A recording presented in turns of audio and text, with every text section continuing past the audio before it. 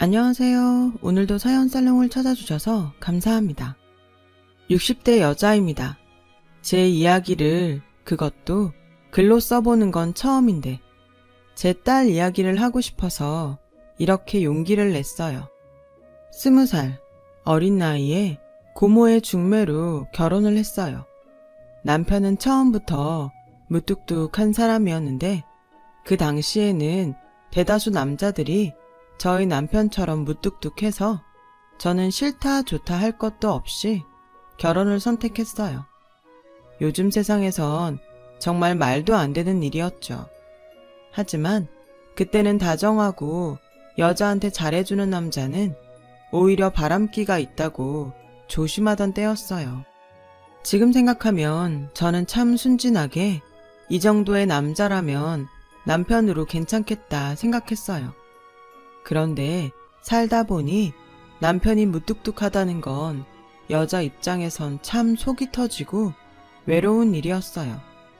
가뜩이나 저는 시집와 시어머니와 함께 시댁에서 살았기에 나름 억울하고 속상한 일도 많았는데 남편은 제가 속상한 이야기라도 하려고 하면 피곤하니까 나중에 말해 라며 제 말을 잘라버려 저는 속병이 날 정도였어요.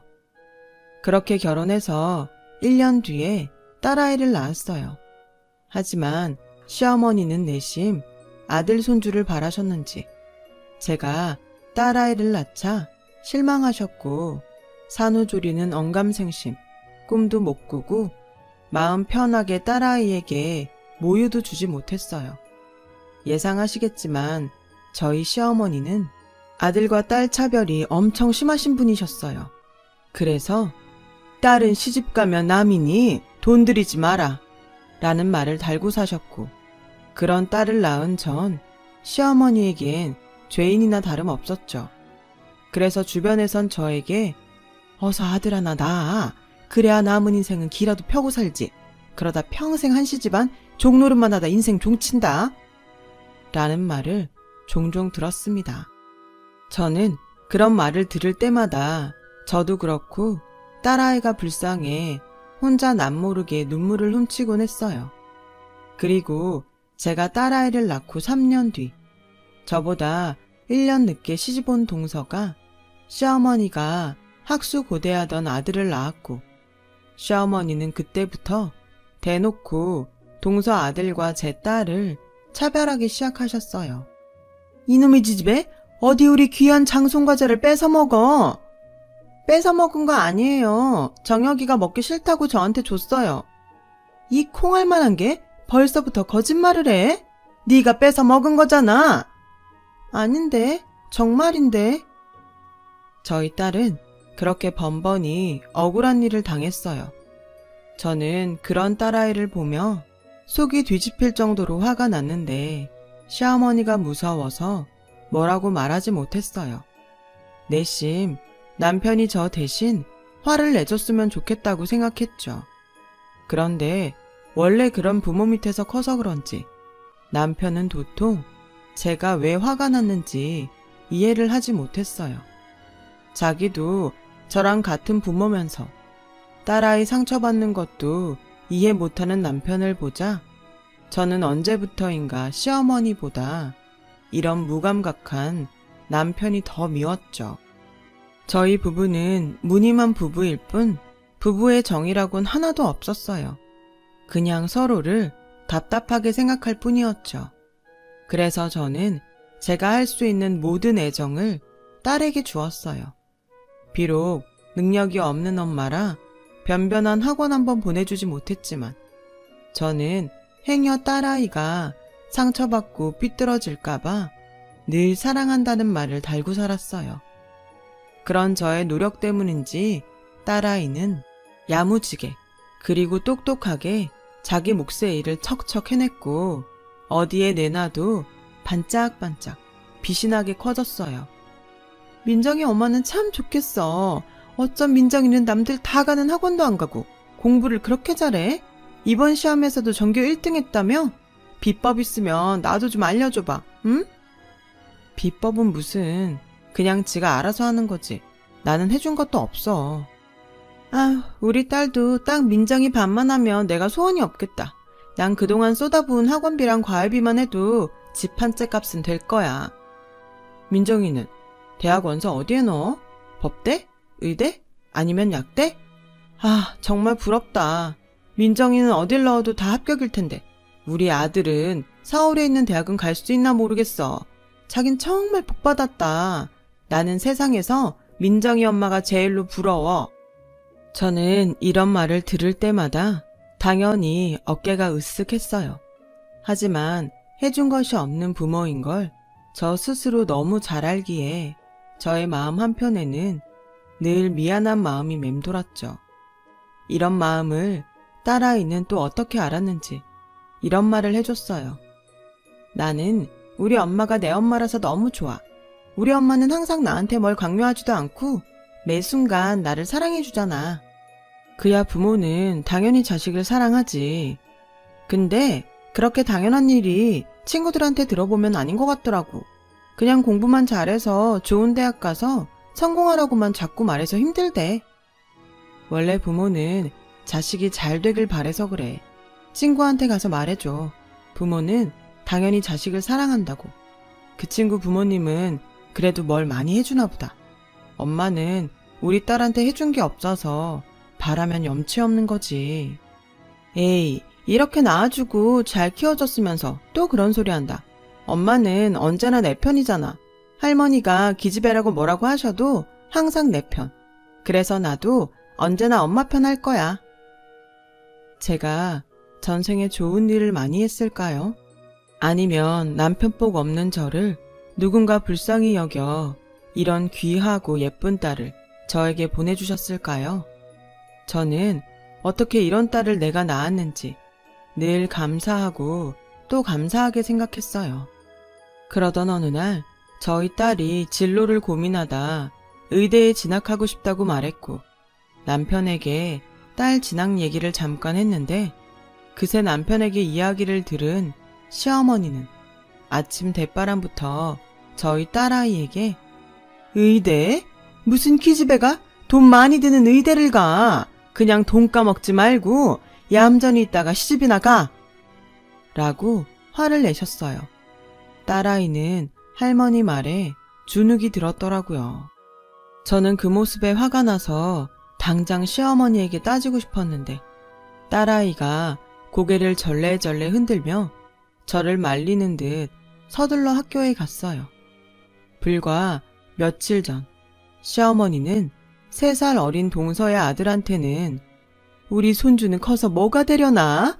의사? 변호사? 뭐가 됐든 좋으니까 할미한테 말만 해.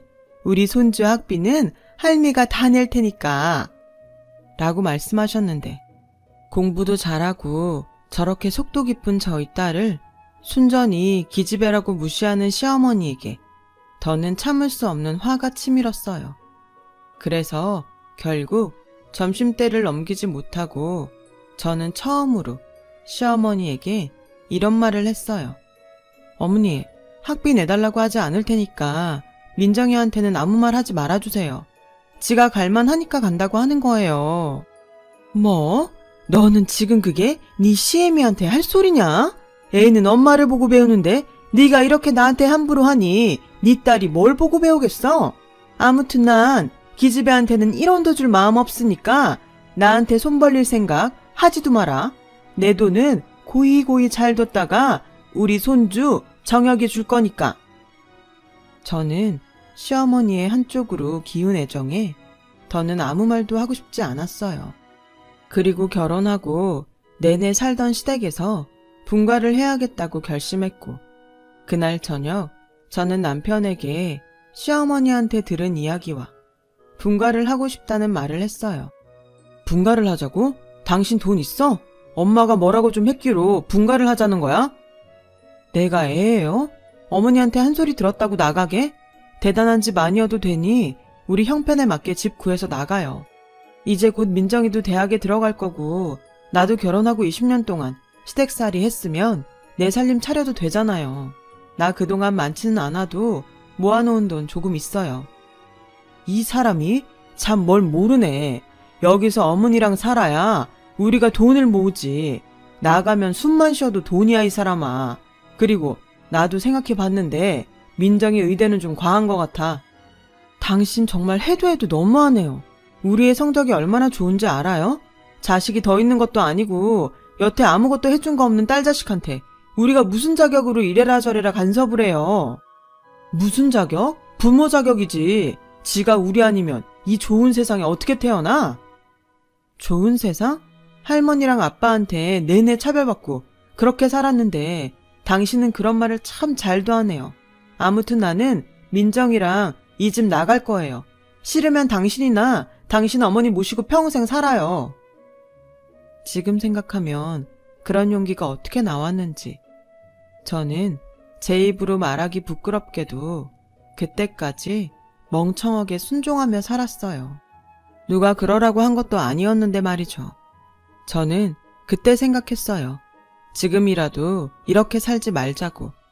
그때 제 나이 40을 조금 넘겼을 때였는데 누군가는 늦었다고 말할 수도 있겠지만 저는 이제라도 남은 인생을 저희 딸처럼 야무지고 똑똑하게 살자고 결심했어요. 그래서 그 해 시어머니와 남편의 반대에도 저는 집을 구하러 다녔고 딸아이가 자랑스럽게 서울에 있는 유명한 K대 의대에 합격해서 저는 학교랑 그리 멀지 않은 곳에 투룸짜리 전셋방을 얻었어요. 비록 잘 갖춰진 집은 아니었지만 저는 만족했습니다. 남편은 결국 자기 어머니를 혼자 둘 수 없다며 저희는 당분간 일지 어떨지 모른 채 따로 살게 되었어요. 처음엔 남편이 함께 살지 않아 서운한 마음도 들었는데 점점 처음 느껴보는 자유에 이제 좀 제대로 숨쉬고 사는 기분이 들더라고요. 나중엔 오히려 남편이 생각이 바뀌었다고 할까봐 걱정이 되기도 했어요. 정말 이상하죠? 시어머니와 남편과 있으면 그렇게 외롭더니 바쁜 딸아이 때문에 혼자 있는 시간이 많아진 그때는 정말 그렇게 홀가분할 수가 없었어요. 그리고 제 생활은 조금씩 변하기 시작했고 나이가 적지 않지만 딸아이와 살아야 하기에 돈을 벌려고 일자리를 구하러 다녔어요. 딸아이는 신입생이지만 거의 밤잠을 설치며 공부했죠.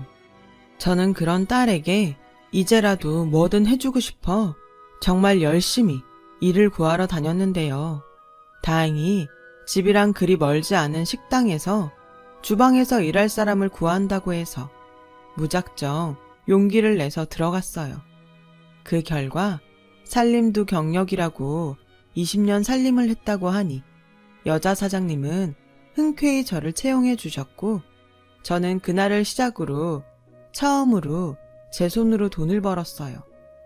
딸도 저도 처음 경험하는 일에 정신이 없고 이젠 뭔가 좀 알겠다 싶으니 시간은 훌쩍 흘러 저희 아이가 대학교 3학년이 되었어요. 그 해가 동서의 아들, 즉 저희 시어머니가 그렇게 사랑하는 손주의 수능이 있던 해였거든요. 남편은 느닷없이 저에게 전화를 해서 이제 집 계약 기간이 끝나가지 않냐고 했고 이제 나가서 살 만큼 살았으니 시댁으로 돌아오라고 했어요. 저는 아직 딸아이가 졸업도 안 했고 또 졸업을 해도 전문의까지 뒷바라지할 생각이라 그럴 수 없다고 했는데요.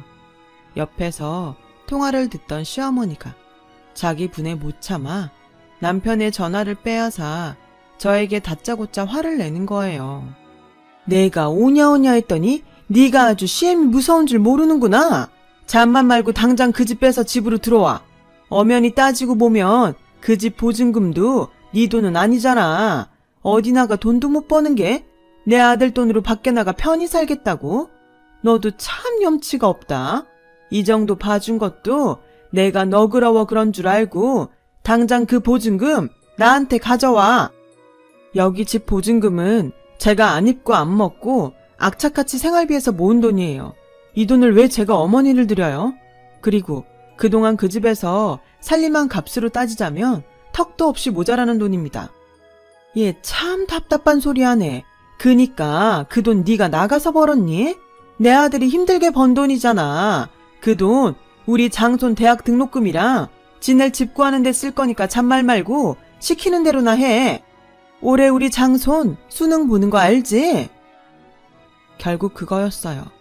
당신 손으로 다 해줄 것처럼 말하더니 제가 모은 돈을 제가 나가서 벌지 않았다는 이유로 그 돈을 뺏어서 조카 아이의 등록금을 대줄 심산이었던 거죠.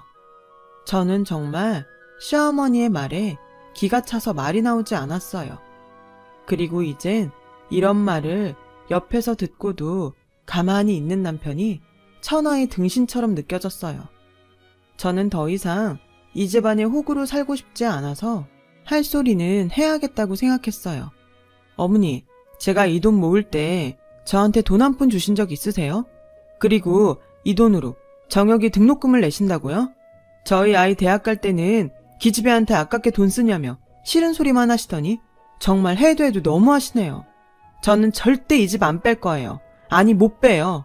그리고 저 이제 여기서 돈 벌고 살아요. 예전에 어머니 며느리 아니에요. 자꾸 이렇게 막말하시고 억지 부리시면 저 어머니 아들이랑 이혼하고 민정이랑 둘이 살게요. 어차피 기집애라고 무시만 하시던 손녀니까 아쉽지도 않으시겠네요. 뭐라고? 이래서 여자는 밖으로 돌리면 안 된다는 거야. 괜히 밖에서 헛바람만 들어서는 네가 지금 네 딸 믿고 그러나 본데 의사는 뭐 아무나 되니? 게다가 기집애가 해봤자 얼마나 할 거야. 또 시집가면 그게 다 그 집 도와주는 꼴인데 너는 참 애가 생각이 없다 생각이. 자고로 그래서 아들을 잘 키워서 부모 대접을 받아야 하는 건데 아들도 못 낳는 주제가 입만 살았어. 됐다. 너 나중에 네 딸 시집 가서 딸한테 팽당하고 괜히 여기 기어 들어올 생각은 하지도 마라. 시어머니는 일방적으로 그렇게 말하고 전화를 끊으셨어요. 도대체 얼마나 더 싸워야 이 지긋지긋한 싸움이 끝날지 저는 답답하기만 했죠. 수십 번, 아니 수백 번을 생각해도 더는 이렇게는 살 수 없다는 생각이 들어 남편에게 밖에서 따로 만나자고 했어요. 이게 마지막이다 하는 생각으로 남편의 의중을 알아보고 싶었거든요. 뭐야? 바쁜 사람 나오라고 하고. 나 정말 너무 답답해서 보자고 했어요. 당신은 도대체 무슨 생각으로 살아요? 나랑 우리 애는 당신 인생에 없어요? 어떻게 보증금을 빼서 조카 등록금을 대라고 해요? 그런데 당신은 아무 소리를 안 해? 걔가 우리 집 장소는 맞잖아. 걔가 장소는 맞지만 우리 아들은 아니잖아요. 막말로 그의 등록금은 동서랑 도련님이 알아서 할 일인데 왜 자꾸 나한테 보증금을 달라셔? 그야 당신이 아들을 못 낳았잖아. 그러게 내가 민정이 동생으로 애 하나 갖자고 할 때 낳았으면 좀 좋아? 당신은 정말 남편 자격도 없지만 아빠 자격도 없네요. 그래서 민정이 동생으로 아들을 낳았어 봐. 그럼 우리 민정이는 무슨 꼴을 더 당하라고? 지금도 불쌍해 죽겠는데 당신은 정말 민정이 생각은 하나도 안 해요? 딸은 어차피 시집가면 그만이잖아. 미숙이 진숙이 봐. 걔네들 뭐 친정이라고 신경이나 써? 어머니가 아프다고 해도 코빼기 한번 보이지 않잖아. 아무리 세상이 변했다고 해도 집안은 남자가 이어가는 거야. 저는 순간 벽을 보고 이야기하는 기분이 들었어요. 남편이 말한 미숙이 진숙이는 저희 신우인데요. 워낙 크면서 시어머니에게 차별을 받고 자라 친정에 별로 정이 없어요. 그래서 발길을 끄는 건데 이 사람들은 여자라서 남의 식구가 되니까 오지 않는다고 생각하고 있더라고요. 아무리 말해도 당신이랑 당신 어머니는 듣고 싶은 대로 들으니까 그냥 우리 이혼해요. 어머니가 말한 대로 민정이가 시집가서 내가 팽당해도 다시 그 집에 갈 생각 없으니까. 뭐? 당신이 그렇게 나오면 내가 무서워할 줄 알아? 당신이 원해서 하는 이혼이니까 나한테 위자료 뜯어갈 생각은 하지도 말어. 위자료 같은 거 필요 없으니까 지금 살고 있는 집 보증금 달라는 소리는 하지 말아요. 그 돈 엄연히 내가 모은 내 돈이니까. 결국 그거였네. 당신 그 돈 주기 싫어서 이혼하자는 거지? 저는 이 끝나지도 않는 도돌이표 대화를 더는 하고 싶지 않았어요. 그래서 일방적으로 자리에서 일어났고 남편은 왜 자기가 말하고 있는데 멋대로 일어나냐며 큰 소리를 냈는데 저는 그러거나 말거나 어서 빨리 이곳에서 벗어나고 싶었어요. 저는 그렇게 지긋지긋한 관계를 끊어버렸어요. 하지만 끈질기게 시어머니는 이혼하려거든 살고 있는 집 보증금을 자기한테 달라고 매일 전화를 하셨죠. 자꾸 이러시면 법으로 하겠다고 말하자 저에게 입에 담기도 무서운 욕설과 저주의 말을 퍼부으셨어요. 엄마, 정말 이혼하게? 엄마도 이젠 참고 살기 싫어. 이렇게 나와서 살아보니 엄마가 그동안 얼마나 바보같이 살았나 후회만 돼. 만약 엄마가 좀 더 빨리 지금 같은 생각을 했으면 우리 딸 조금은 덜 상처받게 할 수도 있었을 텐데 미안해. 아니야, 내가 말했잖아. 나는 엄마가 항상 내 편이어서 언제나 든든했다고. 엄마, 조금만 기다려줘. 나 의사 되고 돈 많이 벌어서 엄마 호강시켜 줄게. 말만 들어도 벌써 호강한다. 엄마는 우리 딸이 훌륭한 의사 선생님이 됐으면 좋겠어. 돈은 그 다음이야.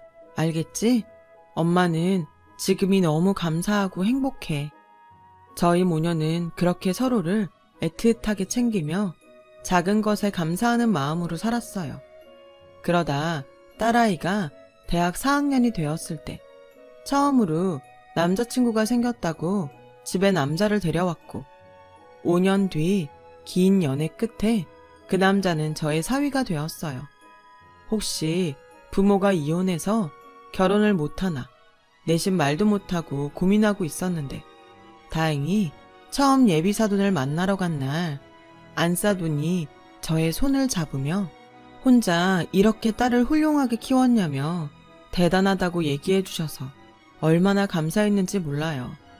그렇게 제 딸아이는 저와는 다르게 남편과 시부모님의 사랑을 받으며 행복한 가정을 꾸렸고 더도 말고 덜도 말고 언제나 그렇게 살았으면 하는 시간이 흘러 2년 정도 지나 저는 뜻밖의 일을 겪게 되었어요. 그 일은 길에서 쓰러진 시어머니를 보게 된 일이었어요. 사람들이 웅성웅성 몰린 가운데 저는 황급히 구급차를 불렀고 아무 생각 없이 딸이 근무하는 병원으로 시어머니를 모시고 가게 되었어요. 제가 정신을 차렸을 땐 시어머니는 응급수술에 들어갔더라고요. 그 수술을 집도하는 의사가 저희 딸이었어요. 남편은 뒤늦게 연락을 받고 병원으로 달려왔고 장장 6시간 끝에 수술복을 입은 딸아이가 수술이 무사히 끝났다고 저와 남편에게 말했어요. 그 순간 기분이 어찌나 이상하던지 시어머니는 당신이 그렇게 무시하던 손녀의 손에 살게 된 거였죠. 남편 역시 안중에 없던 딸이 이렇게 의사가 된 모습에 넋을 놓고 멍하니 딸아이를 봤어요. 하지만 저도 그렇고 딸아이는 딱 거기까지였습니다. 저희 모녀는 더는 시어머니와 남편을 마주치고 싶지 않았거든요. 제가 딸아이를 만나러 병원에 간 날, 한 병실에서 쩌렁쩌렁하게 울리던 시어머니의 목소리를 잊을 수가 없어요. 여기에서 내 목숨 살려준 의사가 내 손녀딸이요. 걔가 어릴 때부터 그렇게 나를 닮아서 똑똑했는데 이렇게 지알미 목숨도 살려주고 내가 얼마나 든든한지 몰라. 글쎄 무슨 노인네가 회복력도 좋은지 그새 말짱해져서 같은 병실에 있는 사람들한테 저희 딸 자랑을 하고 계시지 않겠어요? 저는 정말 어이가 없었어요. 그런데 하필 또 그때 시어머니와 눈이 마주쳤고 제가 당신을 보러 병원에 왔다고 착각한 시어머니는 마치 저하고 아무 일도 없었다는 듯 태연히 저를 반기셨어요. 우리 며느리 왔니? 뭘 힘들게 여기까지 와. 우리 며느리라니. 항상 저를 부를 때면 예, 야 라고 하던 양반이 참 가소롭더라고요. 그래서 저는 일부러 민망하라고 시어머니에게 말했어요. 그렇게 구박하던 손녀 손에 살아난 기분이 어떠세요? 저한테 기집애 가르칠 필요 없다고 뭐라고 하시더니 사람 일은 참 몰라요. 그쵸? 얘가 지금 무슨 소리를 하는 거야? 내가 언제 그랬니? 아, 들리는 말로는 정혁이 대학 등록금 된다고 집도 파셨다면서요? 정혁이는 요즘 뭐해요? 궁금하네요. 그렇게 사랑과 관심 듬뿍 받은 손자는 어떻게 지내나요? 얘가 정말 왜 이래?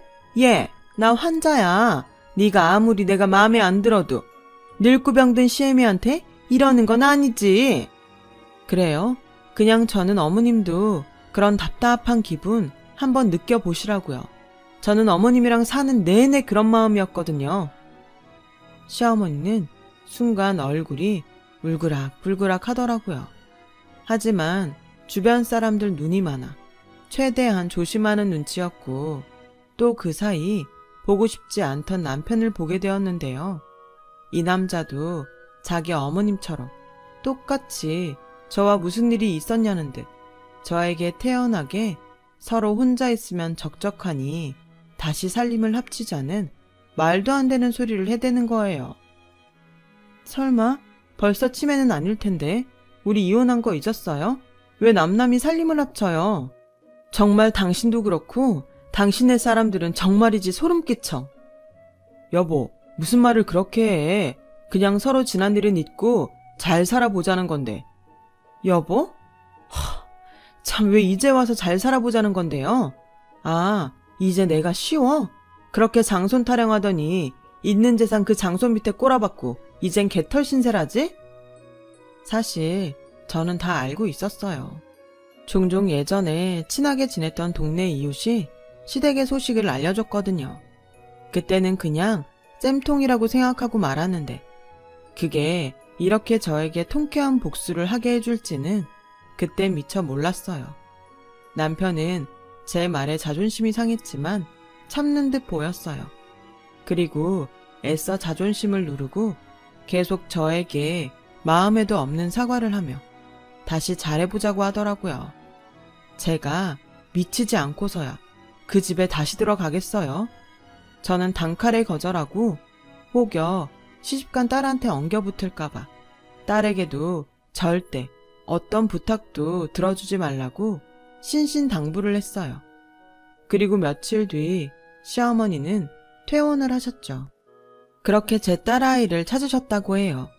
제 말도 있고 딸아이도 그간 할머니한테 쌓인 게 있으니 할머니가 찾아도 바쁘다고 거절했다는데 알고 보니 제 딸을 팔아 병원비를 가족 할인받으려고 그렇게 제 딸을 애타게 찾았다고 하더라고요. 결국 제 딸의 겁으로 시어머니는 병원비 할인도 받지 못하셨고 병원비를 다 내고 병원 밖을 나갔대요. 그 말을 듣고 어찌나 속이 뻥 하고 뚫리는지 이제는 그들도 후회라는 걸 좀 했으면 좋겠다는 생각이 들었어요. 그 후 다행히 더는 그들과 마주치는 일은 없었고 그해 딸아이는 임신을 해서 병원을 잠시 쉬면서 건강한 손녀를 출산했어요. 딸이라는 이유로 그렇게 멸시받고 무시당했는데 저도 그렇지만 딸의 시부모님은 손녀딸을 아주 귀한 보물처럼 대하셨어요. 참 감사한 일이 아닐 수 없었죠. 지금 그 손녀가 올해 유치원에 입학했어요. 말하는 것도 행동하는 것도 어찌나 지 엄마처럼 야무지고 똑똑한지 저는 또 새로운 재미와 감동 속에 매일매일을 살아가고 있습니다. 지금에서 돌아보면 제 인생에서 딸아이를 낳은 건 세상에 태어나 가장 잘한 일이었어요. 저는 뭘 바라기보다 그저 딸아이가 제 딸로 와줘서 그것만으로도 참 감사합니다. 지금까지 저의 이야기 들어주셔서 감사합니다. 참고 열심히 살다 보니 좋은 날이 오더라는 얘기가 길어져 버렸네요.